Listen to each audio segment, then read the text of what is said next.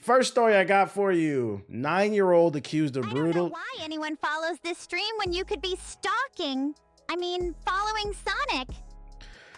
9-year-old accused of brutally slaying his father. Police blame Call of Duty. We've got another video games cause violence story. News has recently surfaced regarding a brutal murder that took place in Utah. At the center of the situation is a 9-year-old who's been accused of murdering his father with a hatchet and a handgun. A vicious slaying that's been blamed on Call of Duty Warzone. Reportedly, prosecutors have been working to establish a link between the alleged murder and Call of Duty Warzone, given that the child had an affinity for particularly violent games. This is such a stupid argument, because unless the video game Thanks for resubscribing. Yo, There should be enough money for TBH to cop a brick from Dr. Eggman. shout out to Missile with the sub. Unless the video game specifically had some type of subliminal messaging in it that says, kill your father, kill him, how are you gonna blame the video game? But then again, I guess because it's Utah, it makes sense. Like, that's like a super religious state. Follow you, disgusting. It's like the easy go-to thing to blame instead of, evaluating the kid's mental health or what was going on in the household.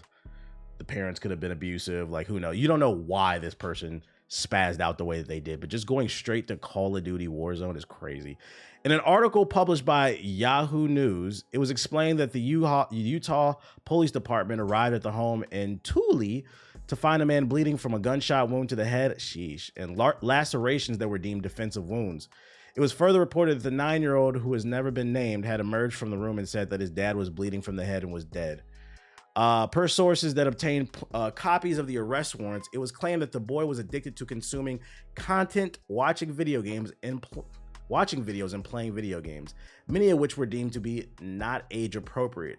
It has been claimed that the prosecutors have zeroed in on Call of Duty Warzone as a contributing factor to his alleged murder because it has the same weapons and gameplay that were found and used in the assault. Like, what I hate about this argument too, this is such a tired 90s argument, is like they even acknowledged in the thing, in the arrest documents, that he was watching videos and playing video games.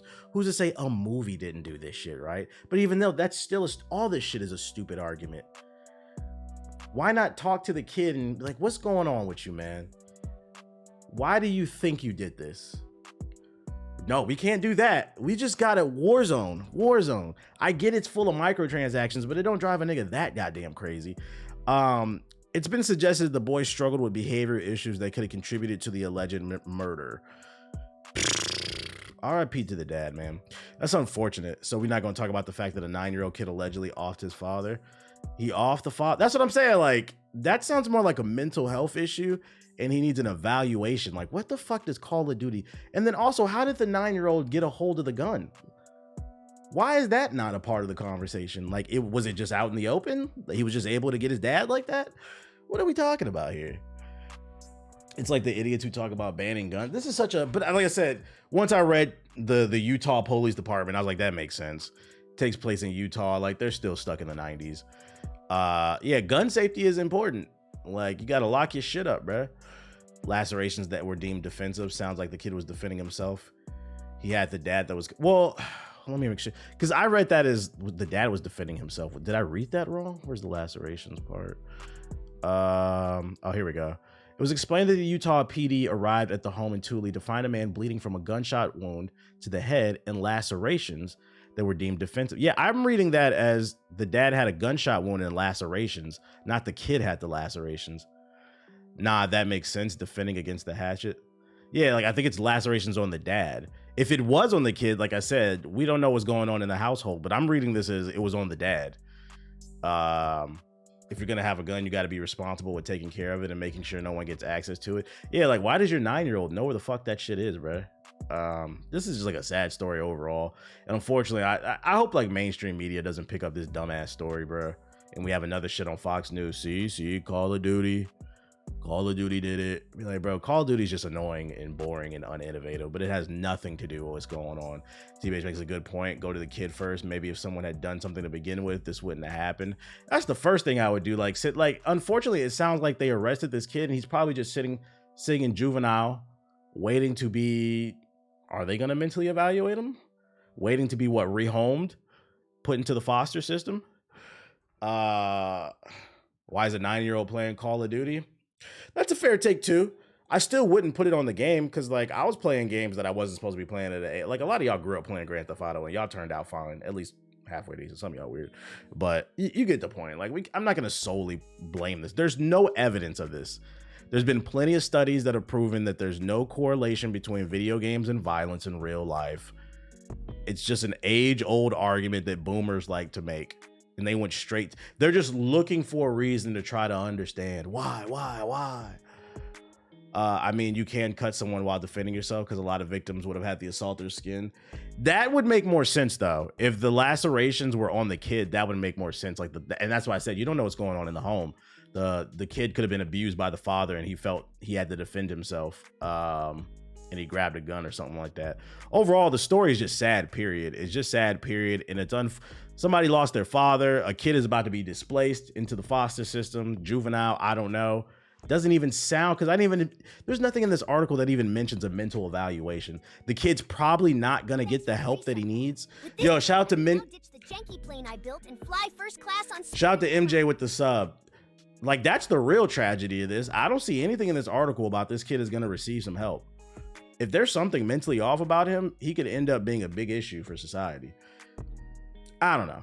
Sad across the board, but stop blaming video games, bro. Shit's lame. It's easier to blame the game than real world issues. I'm saying, bro. I'm saying. Let's move on to something more lighthearted, though. That was the same story for there. Is this Insider Gaming? What is this? Oh, here we go. Might just end up in a mental hospital till he's an adult. Unfortunate. This money helps keep Shadow's black acid banned. Yo, shout out to the Ant Kid with the sub. The video game argument is so dumb because in retrospective, video games have only been around for less than 1% of the time we've been committing. Yeah. Were video games at fault for the Holy Wars? Like, what are we talking about, bro? Did you see LeBron's new podcast? Nah, what was that? New Xbox dev kit raided in South Korea. Is this a new Xbox? I didn't read this article. Let's see. A new Xbox dev kit has been raided in South Korea, first found and reported by Xbox News for Koreans. This new Xbox dev kit was approved on Monday, March 18th with the model number 2089. This kit was manufactured in China and Vietnam. Under the laws in Korea, all electronic devices in Korea must be certified by the National Radio Research Agency that there's no risk of harming the radio wave environment. Xbox News for Koreans posted, without getting certified, you can't use the device in Korea. Is Xbox big in Korea? Like, I'm confused of why it's like, why is the dev kit there? Yeah, LeBron has a podcast with JJ Redick now. Did it just come out? With the approval from the agency, the device is now able to be used in the country and is likely to be distributed to game developers in Korea soon. Whether this is a next-gen Xbox or the long-rumored mid-gen refresh of the console remains to be seen. However, it's further proof to the notion made by Microsoft that the Xbox Series X consoles weren't going to be the company's last system. So I guess, yeah, all the Xbox fanboys that were returning the Xboxes to GameStop and showing their receipts off, relax, there is another one coming because a dev kit is in the wild. If I had to take an educated guess, this is probably the Xbox Series X Pro, whatever the fuck they're going to call it. I don't think this will be the new Xbox because, I mean, all the PS5 Pro rumors are coming out, and it's about that time. We're on year 3, going on year 4. Like, it's almost been 5 years these consoles have been out. And it's crazy because by the time we hit year 5, some of you niggas will still be asking, is it coming to PS4? Your PS4 is 15 years old.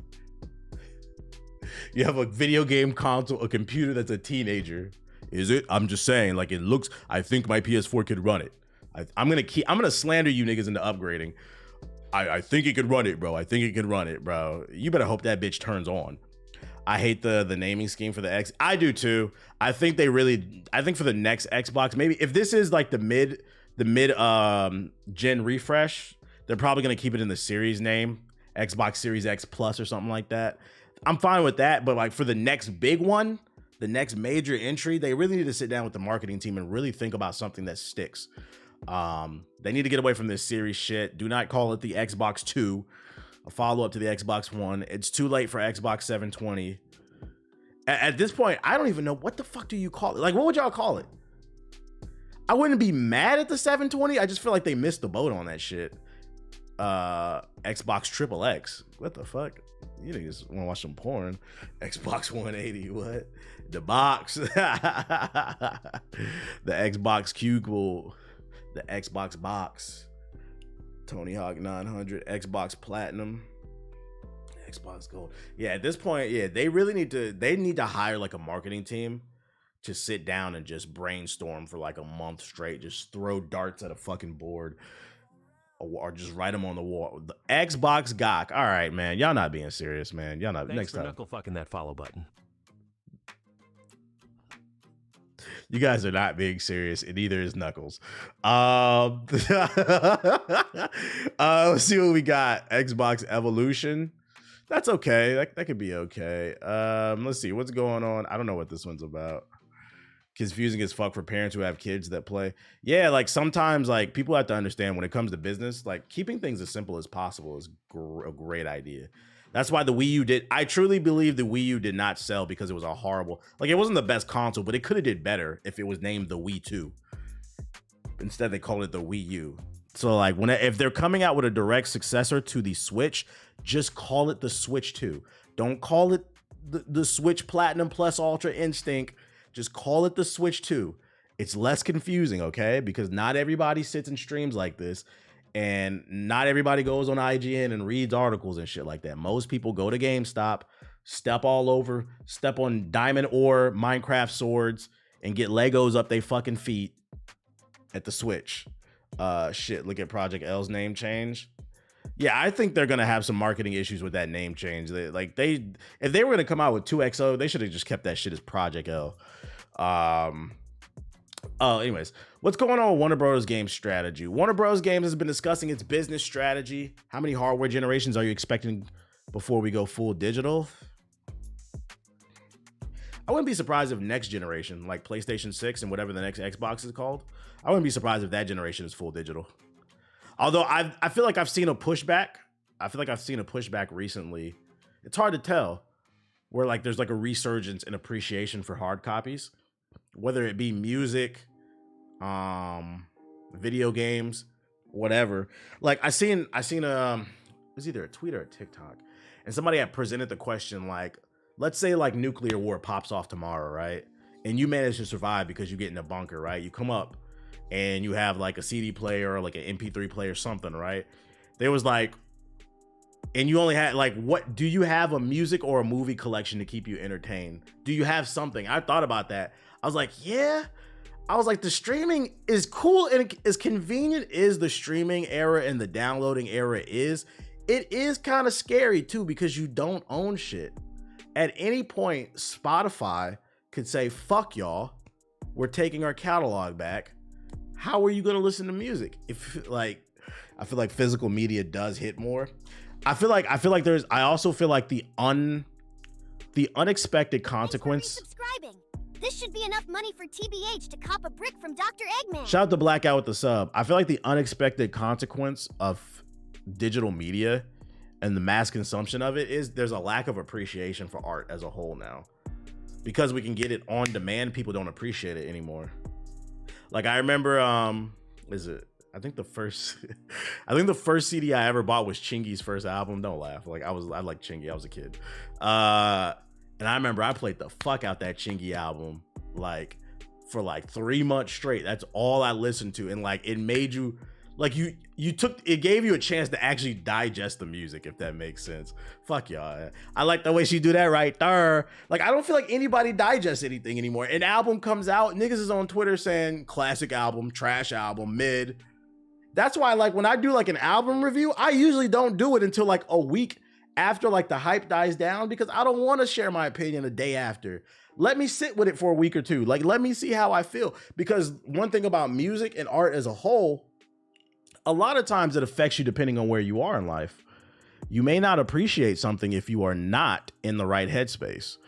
Like I remember like the song always comes to my mind is like, I did not like Drake's Scorpion album, but I remember when I was going through a breakup, that song Jaded hit different. He had some bars on there that I just related to that shit so hard. But like when I wasn't in that mindset, I'm like, get this shit the fuck out of here. But now I appreciate the song more because I was in that mindset, if that makes sense. It's the same thing across the board, whether it be video games, movies, whatever. Yeah, according to the internet, music is either completely trash or instant classic. Pretty much. Would you go back and listen to it now that you're older? The Chingy album? The album as a whole, no, but Chingy's got some bangers. Like, don't disrespect Chinky. Chinky got some bangers. Right there, come on, that shit hard. He makes good music for niggas going through it. Pretty much make you back. Yeah, like a good album will take you back to like a summer. Like you'll remember where you were at, basically. Yeah. I agree. I think commercial free binge watching has ruined TV shows. There's no time to process scenes during commercials anymore. Tapped into a great it's just like something to think about. But like I thought about that. I was like, yeah, if like your city got hit with a fucking, what's that shit called, an EMP, and like the lights went out, electricity was out for like 2 weeks, and all you had was some batteries and a CD player, do you have some music to listen to keep you occupied? Do you have something you could appreciate? I was like, damn, I really don't own anything. I was like, man, I was like, man, maybe I do need to start collecting again. Forest Hills Drives is still my favorite album. Always remember that time. And then also, yeah, I'm cooked. Like, think about it too from like a worst case scenario, like a Fallout situation too, right? How do you maintain humanity without the art? Because I don't care what nobody says. When historians look back on time periods, like let's say this time period, or when we go back to look at there are two things people usually look back at when it comes to history: the major conflicts, the war, and the art. Art does matter, but like if it's all digitized and nobody owns it, if something happens to those digital platforms, there's no way to maintain history. Like, I mean, you could take it back all the way to like the caveman days. Art is how we deciphered the way that they think. Them drawings on the caves and shit like that. Art, yeah, we lose most of it. Art does matter. That's why low-key I be hating when motherfuckers be talking down on people on Twitter about the way I do feel like artists need to get better at business as a whole. But like, it is a viable job. It does matter. You sitting in your fucking suite trading stocks. The stocks market crash tomorrow. That shit doesn't matter. Look at Star-Lord carrying. Yeah, it's a great example. Star-Lord, the way he would carry that cassette tape, that shit got him through space.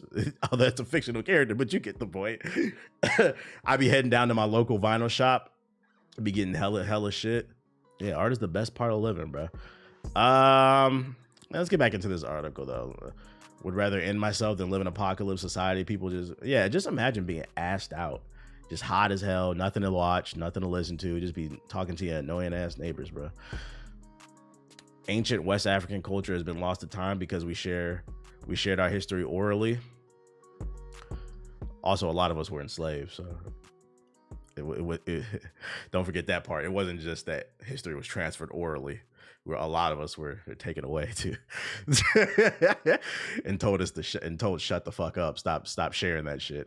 Was one of the top selling games of 2023, but the company intends to focus on. We already seen this shit, bro. About the live service shit. Let's talk about some more scary shit. What up, Cammy? Shout out to the 400 we already got in here. Here's our Ubisoft boss says generative AI is just another new technology to be tested. Ubisoft bosses Gomet has discussed the company's strategy for experimenting with generative AI as detailed in today's announcement of Neo NPCs, a new prototype project from Ubisoft designed to let video game characters respond with custom responses to players' speech input. Y'all want to talk to NPCs? Speaking at a press briefing for the Neo NPC project held at GDC this week in San Francisco, attended by Eurogamer's Chris Tapsell, Gomet likened Ubisoft's experimentation with general AI to some of its early bets on emerging technology, like Xbox's camera-connected Nintendo's motion-controlled Wii. I don't know if that's a good example. The Kinect is one of the worst products of all time. This shit is ass. And I don't care what nobody says. The Wiimote sucks. The original one did. The Wiimote didn't become good until the Wiimote Plus. That was one of the reasons why I did not like the Wii. I feel like a lot of people who have like a fond memory of like the Wii is because a lot of y'all were young when that shit came out. I was in high school when that shit came out. I don't care what nobody says. The original Wii, before that Wiimote came out, that shit was ass. Fucking, it didn't track nothing you did. He said, I love it for the nostalgia 100%. I think the only game I genuinely loved on the Wii was the Wii Sports, I think. But other than that, I was like, that was the one era of Nintendo I could not get into. The Fable Connect yeah. I remember I tried to play, Twilight Princess with the Wii. It was fun for about 30 seconds, and then I was tired of blowing my shoulder out. I just was tired of swinging the sword and shit like that. Asked whether Ubisoft was something too early with taking up new tech, Guillemot responded by saying, "It's not always too early. Sometimes you're right, but being able to adopt the Wii early was a good move because we're able to do things we couldn't do before. Connect was also very interesting because it gave us a chance to create new experiences that were very reactive. We created Just Dance with the Wii. That was a popular game. No More Heroes on the Wii was gas. I never played it. Actually, my favorite thing about the Wii era was when it first came out, like the first 2 years, like the number of videos that would come out on YouTube of people breaking their TVs because they refused to use the wrist straps and they would play the bowling. Got a big ass crack in your fucking 70-inch TV playing Wii Sports. That was my favorite thing about the Wii era. I was like, y'all are still cracking them TVs. We think each time with new technology is coming on a new machine, you have the possibility to create new experiences, he continued. When the Xbox capacity came, we were able to create Splinter Cell. You can always do new things you wanted to do because the technology is at the level that allows you to create those experiences, but it doesn't work all the time. You're not even explaining what the fuck are you doing with this? What you have to consider is all the new evolutions that are considered and tested. Generative AI is really something that existed in our industry for a long time. Now we're taking another step because there are a lot of investments in the subject, so video games are going to use it like other industries do. I hope this doesn't lead to Ubisoft using AI to create. Like Ubisoft is like, oh, you know what? Now that we have AI, we can generate more shitty side quests than ever. It's going to be, all we got to do is create a template of a fetch quest, a collectathon. Appreciate the bits, my nigga. I'm gonna use every bit of this money to invest in Bitcoin. Eventually, one of these hoes will be bit by hedgehog fever and attempt to suck up every bit of my seed. And guess what? I'ma let 'em. Shout out to whoever just donated the bits. And then we're going to take that template and we're going to use the AI to just regurgitate it. So we can focus on creating another generic, boring story. I don't know about Ubisoft being super excited about this. This shit's got me on the floor and I'ma let them. They might as well use AI to create a decent story. AI's not there yet. AI stories are fucking ass. Something's wrong with you? You're right. That's my favorite compliment. I don't even know why people say that to me. I'm a troll. That is one of my favorite compliments of all time. Why are you like this? GTA 6. Shut the fuck up. Like, why not? Life's too short. Exactly, because it's fun. Leaker who predicted the announcement of Grand Theft Auto 6 last November/December is back at it again. Now they're leaking the release date for the GTA 6 to be February 18th, 2025. 11 months today on Tuesday, the 18th of February, 2025, Grand Theft Auto 6 will be launched globally. Take it with a grain of salt. I guess this guy's been right about some things in the past, but take it with a grain of salt. None of this is confirmed. That feels way too early. The only reason I'll give it some merit is because a lot of AAA games do tend to release in February. Elden Ring came out in February. Did Tekken come out in February? When did Tekken come out? What is this, March? When did Tekken 8 come out? It did? I think it did. No, well, that's February, January 26th. That's a February release. Forspoken did, Horizon. Yeah, that's why I give it some merit. Just from like a corporate standpoint, for some reason, corporations do like to release in February. So like, that's why I said I'm going to give it like a little bit of merit, but still take it with a big grain of salt because they didn't confirm this themselves. Jedi Survivor 2, no, it probably did. Shout out to the 500 we got our area here. But yeah, like I don't have like some super insight on that. I just saw that on my timeline. I thought I'd share it with you. That's a rumor going around. Benny the Butcher dropped an album in late January. What that got to do with the games, bro? What? we talking about Grand Theft Auto 6 dropping in February. Benny the Butcher dropped too. Like, what's that got to do with it? Did you know Benny the Butcher dropped a brick, by the way? Did you know? He got a brick. In more Sony slander news, rumors going around that Sony's leadership feels that Bungie has failed as an investment. Yesterday, we had news about how Sony is upset about the lack of sales for the PSVR 2, which if I could add something more to that story, for those who missed yesterday's stream and haven't seen the video on Hokage highlights, the summary of that article is that the PSVR 2 is selling so bad that there's an overstock at every major brick and mortar store. So they have like a warehouse full of PSVRs 2s, and they stop the production of them until they sell, which they're probably never going to sell because nobody wants that shit. So there's an overstock of PSVR 2s. Nobody wants that shit. So to add that to it, I uploaded a video this morning of me talking about that from yesterday's stream, right? Somebody left a comment, and shout out to this dude. I wish I could remember your name. It had me cracking up this morning. He said he works at the PX on a military base. A PX is the it's their store. It's their that you can only get in the military. They get like discounts and shit like that. But at the PX, you can get everything: electronics, toiletries. It's like a Target, but it's just for military, right? So he was saying he works at the PX on his military base, and he said since the day the PSVR 2 has launched, they have had a large pallet of PSVR 2s, and nobody's bought that shit in the last year. So he was like, I can co-sign this story as someone who works in a store. He's like, nigga, ain't nobody buying that shit. He's like, we done deals, we dropped the price, nobody wants to buy that shit. I thought that was fucking funny. I was like, damn, even the soldiers don't want to get lost in a virtual reality, bro. They said they rather deal with the bullshit from they fucking sergeant master and shit. They're a general store, not the commissary. The commissary is for groceries. Sony ponies is frauds. Hey, I've been saying this. The evidence is coming out.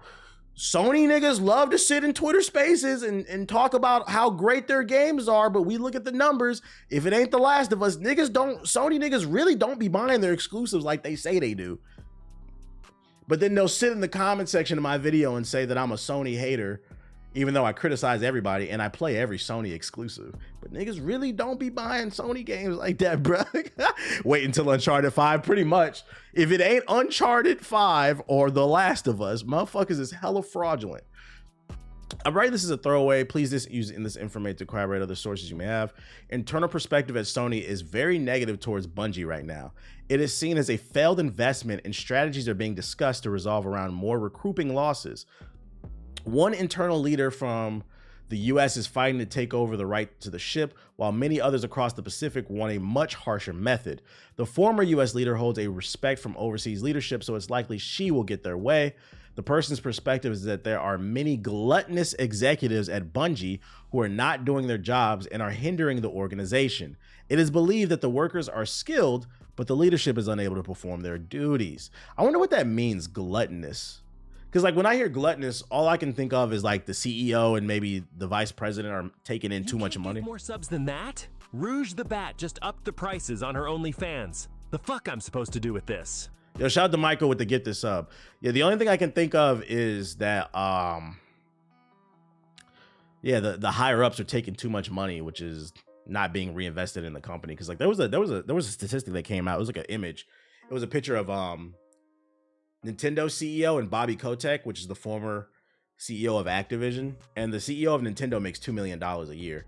Which, you know, in my opinion, I thought he would have at least made like 5, but you could live comfortable with $2 million. Like, you know what I'm saying? You would think they make more because Nintendo is a powerhouse, right? Versus Bobby Kotick, he was worth like 200 million or some shit like that. I was like, that's fucking crazy, man. But I guess it's like a cultural difference. Yarn. What else, Siggy? Bungie is in a hard spot because pre-order numbers are lower than anticipated. I apologize. I do not have details on actual numbers. Sony believes that the finances will not allow Bungie to avoid a takeover even with another round of layoffs, as they could cannibalize development and future revenue.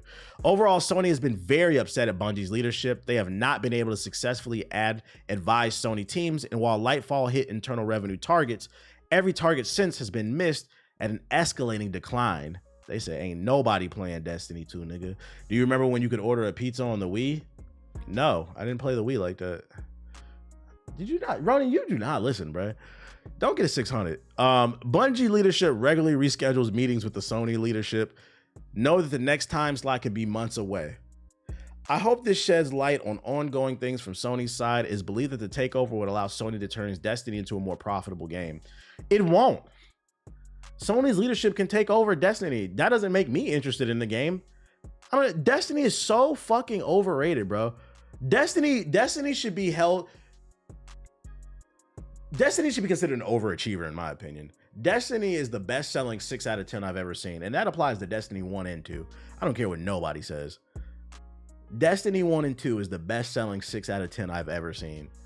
It's like, it's not horrible, But like the gameplay, the main gameplay loop is just fucking boring. So after you beat the main story, I don't want to continue to shoot at bullet sponges. And then the multiplayer's balancing is constantly changing. You know, they're coming out with DLC with more powerful weapons. If you don't have that DLC, you're fucked.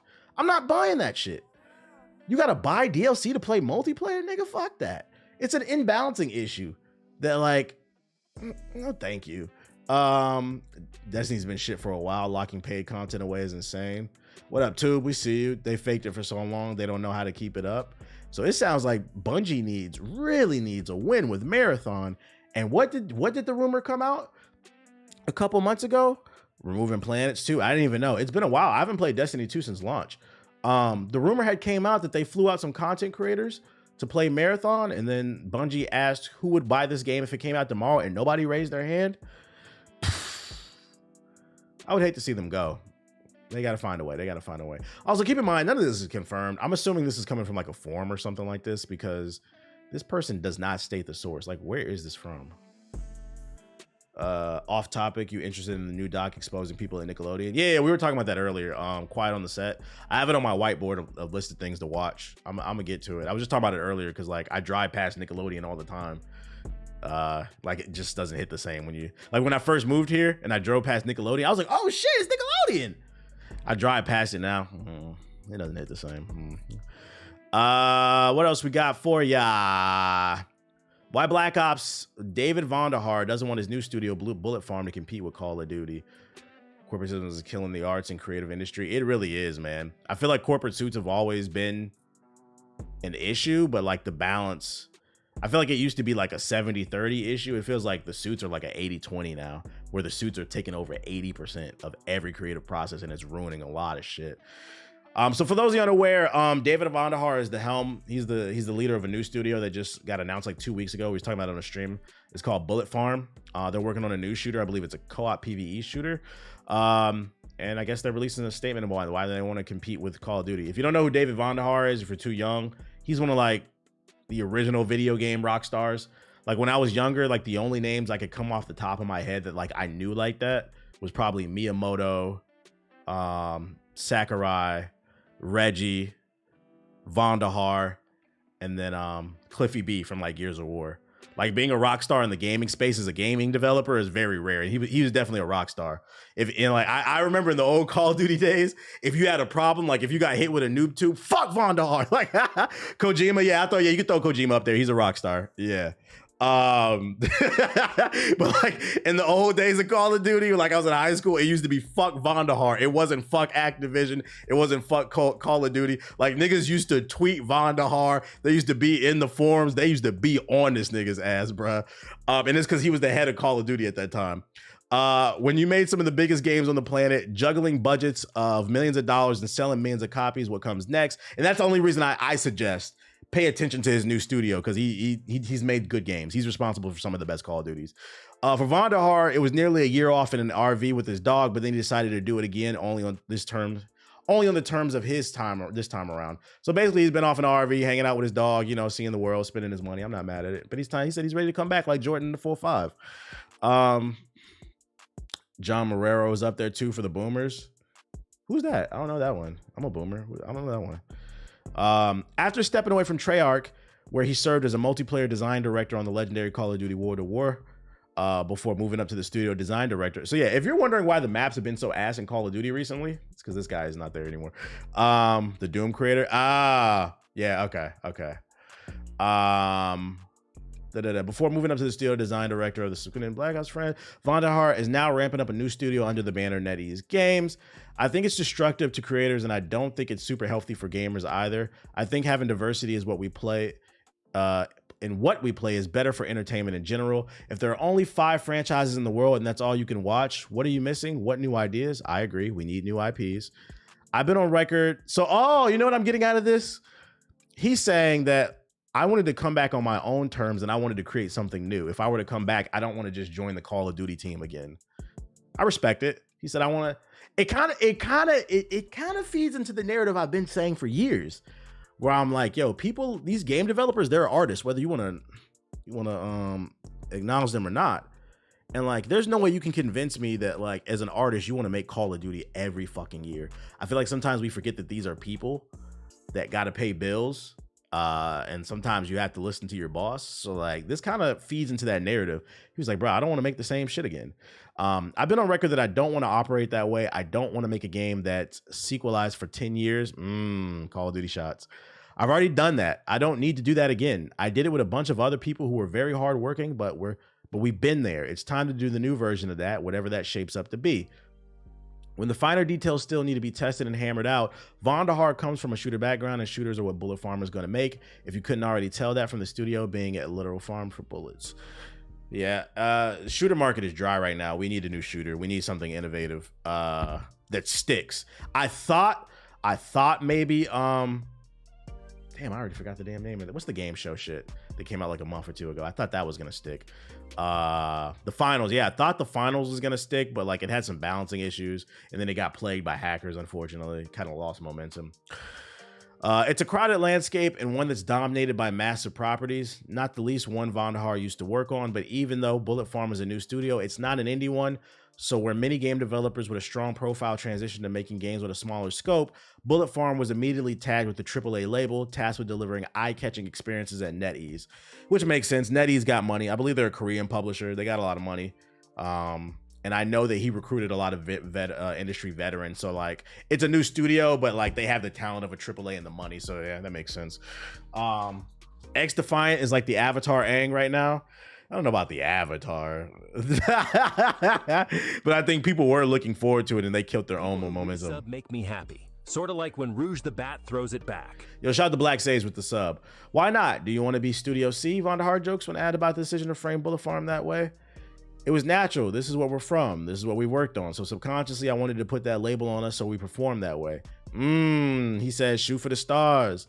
But we do put these big statements in play that give us this constant things to go for. Yeah, we need another quadruple A game. Maybe they can make it. If we said that, we have to make that true. We're going to make sure that our ideas are solid and prototyped. We're not going to tell the world what we're making, then spend a year on it and have to lie about it because it didn't work out. What the fuck is this notification? Realistic expectations seem to be the core part of Bullet Farm's mission statement, both from the perspective of maintaining sustainable, high-quality development and building a reputation and brand. If only we could get a game that's creative and fun. Like imagine a game where you can wall run and jump in these giant robots and switch the whole gameplay up. Yeah, if only there was a game like that. The only red flag with this studio is, yeah, they've got the talent, they've got the money. Like I said, like when they first announced it, it's backed by NetEase. And what does NetEase make again? Let me see. There's one thing I know, this game is probably going to be free to play and full of fucking microtransactions. Oh, my bad. It's not Korean. It's a Chinese studio. NetEase Games. Oh, game portfolio. Let's just go there. But let's see. What the fuck is this? Like they got Bullet Farm right there, ready to go. You know, bro. I know. Oh, all games. Drums with China. Blood Strike, the Naraka Blade Point, Lords of Ring mobile game, Dead by Daylight mobile, Knives Out, a mobile knockoff. Yeah, Marvel Super War mobile. A lot of mobile games where they're gonna microtransaction the fuck out of you, basically. That's my only concern about that. What would you call that game? Titanfall 3, baby. It'll be interesting to see though. That's good that he wants to make something different. I just hope that the publisher doesn't hold him back and they actually give him creative control and don't fucking microtransaction the fuck out of everything. Thanks for the follow, buddy. Hopefully you're not as annoying as me. Last but not least, Dragon's Dogma 2 director reveals why online co-op is not in the game. Let's get straight to the quotes. Why there's no online co-op. Speaking to Agamon Digivolve 2! Dragon's Dogma 2 director Itsuno explained why there's no multiplayer co-op in the game. A lot of people have been asking about it. When asked if Capcom is considering any multiplayer options, Itsuno provided the following response. We have not been considering any form of multiplayer for Dragon's Dogma 2. I think online games have their good sides, just as offline games have their own. But the concept of the original game was to incorporate fun gameplay elements not found in conventional offline games while removing all the hassles of online games. This is one of the basic ideas of the first game that I don't plan on straying from. Basically, nigga, it ain't coming. It ain't coming. Dragon's Dogma had an MMO version that was popping in Japan only. Yeah, I want to see something new. That's kind of why I hate Avium, and I can't hate Avium and Forspoken. They just weren't good games. Yeah, he said fuck no. Like, it's disappointing because I understand why. It looks like a game that would benefit from co-op, but half of me also respects this. He said, nigga, this is what I wanted to make. I like when artists do that shit. This is what the fuck I wanted to make. To me, that's actually a green flag. Like if you remove your ego and like your feelings out of it, like, oh, there's no co-op, to me, it's actually a green flag. He said, bitch, this is what the fuck I want to make, and I made it really well. Fucking eat it. Like, it's like a meal. It's like a meal you've never ate before, and it looks gross maybe, but then you try it. Oh, this isn't bad. This isn't bad. So like, I'm gonna take it as a green flag. Yeah, he said take it or leave it. I said I respect his stance. Right. Sometimes niggas gotta understand multiplayer is not needed for everything. Yeah. And the funny thing is that this article came out today. So tomorrow the embargo lifts. There will be a media blitz expected in your sub box if you follow like a lot of gaming content creators. Tomorrow the embargo lifts for reviews on Dragon's Dogma 2. And I touch a little bit on this, the co-op thing. I'm not going to tell you why. I talk about it in my video at least. But I'm not going to